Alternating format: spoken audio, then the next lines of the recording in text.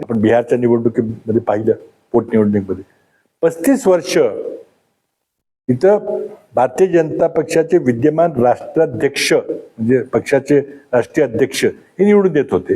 एकदाही जिथं भाजपशिवाय इतर कोणी पक्ष निवडून आला होता तिथं प्रशांत किशोर 20,000 मतांनी जिंकले. भाजपचा पराभव झाला. मध्य प्रदेशमध्ये भाजपचं सरकार आहे. दतियाच्या पोटनिवडणुकीमध्ये काँग्रेस विजय झाली. वातावरण बदलते. कदाचित विरोधी पक्षामुळे असेल नसेल, पण विद्यार्थ्यामुळे सत्ता बदल झाल्याशिवाय राहणार आणि तो झाला पाहिजे. कारण या सरकारला देशाचं भवितव्य त्याच्या हातात सुरक्षित नाही. आज परराष्ट्र धोरणामध्ये चिंध्या झालेल्या आहेत. मोदी आता कुठला देश आपला राहायला पण बघतात आणि मग परराष्ट्रात की त्या देशाला सांगा मी येतोय, मला काहीतरी पुरस्कार द्या. पण त्यांच्याकडे पुरस्कार नसला तरी त्यांना पुरस्कार तयार करावा लागतोय. म्हणजे मोदी आला ते पुरस्कार देतात. मोदींचं जगात हसं होतंय, भारताचं जगात हसं होतंय. आणि आता मी तुमच्याशी बोललो होतो की एप्स्टीन फाईलचा विचार अमेरिकेत चाललेला आहे. तो काही संपलेला नाही.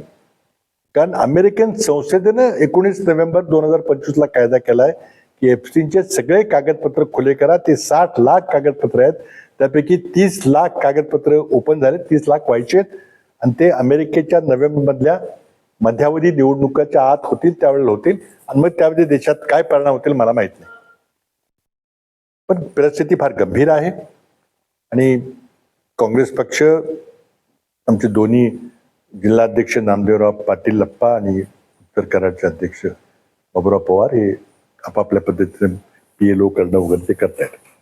मध्यंतरी मी दिल्लीला होतो. इथे एक पत्रकार परिषद घेतली आमच्या सहकार्याने आणि त्यामध्ये दक्षिण कराडला काय घडलं ते सांगितलं. ती पत्रही तुम्हाला वाटलं मुकेशनी वाटली असतील पत्र.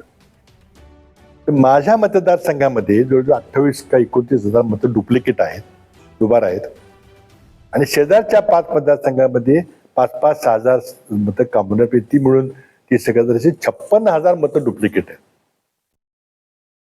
ते निवेदन आम्ही जिल्हाधिकाऱ्यांनी दिलं. जिल्हाधिकाऱ्यांनी मान्य केलं आणि मला जे आता लेटेस्ट अजून काही फायनल आकडा मिळाला नाही, मला जी माहिती मिळाली की त्यातले जवळजवळ 48,000 नावं कमी झालेली आहेत. माझ्या निवडणुकीच्या वेळेला ती झाली असते तर तिथे जर एकेकानं 3-3, 4-4 वेळा मतदान केलं तर निवडणुकीचा निकाल बदलू शकतो. माझी एवढीच मागणी होती की तुम्ही तुमचं काम होतं की डुप्लिकेट मतदार ठेवायचे नाहीत, पण तुम्ही मुद्दाम जाणून बुजून निवडणुकीमध्ये यश मिळावं लोकसभेनंतर म्हणून तुम्ही बऱ्याच महत्वाच्या मतदारसंघामध्ये मतदार वाढवले. डुप्लिकेट ट्रिप्लिकेट 15 एका माणसाची नाव माझ्या मतदारसंघामध्ये 15 ठिकाणी आहेत. तुम्हाला मी ते कागद दाखवलेले तिथे सगळे पडलेले आणि त्यांनी दुबारा मतदान केलेले. निकाल बदलणार नाही तर काय होईल. आता सुदैवाने SIR मुळे थोडी मतदान बदलले, ड्रॉप केले, आणखी कमी केले पाहिजेत. आमचा प्रयत्न चाललाय. आम्ही सरकारशी सहकार्य करतोय. BLA आम्ही नेमलेले आहेत. दक्षिण कराडमध्ये, उत्तर कराडमध्ये नेमले आहेत. इतर जिल्ह्यामध्ये अजून व्हायचे आहेत. मला वाटतं की जेव्हा कधी निवडणूक होईल ती थोडी पारदर्शक पद्धतीने होईल अशी आमची अपेक्षा आहे. पण भीती अशी आहे की सरकारला निवडणूक वाचवायची असेल तर या वातावरणामध्ये निवडणुकीमध्ये भानगडी केल्याशिवाय, निवडणूक आयुक्तांना मॅनेज करून ठेवल्याशिवाय त्यांना जमणार नाही.